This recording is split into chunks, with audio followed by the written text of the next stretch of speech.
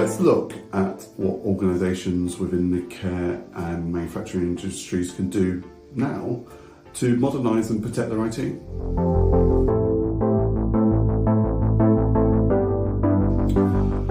Organisations can modernise with purpose, so that could be replacing legacy systems with cloud-based care platforms or ERP systems built for the manufacturing sector.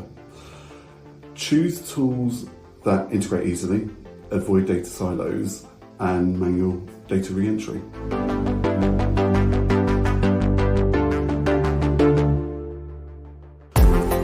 You should prioritise your cyber resilience. So that is in things like investing in your endpoint protection, regular patching, it's secure staff logins like multi-factor authentication, and specific for the care, that's ensuring data encryption and audit trails for CQC readiness. And for the manufacturing, for example, that could be segmenting your network so a breach in one area doesn't take down the entire network.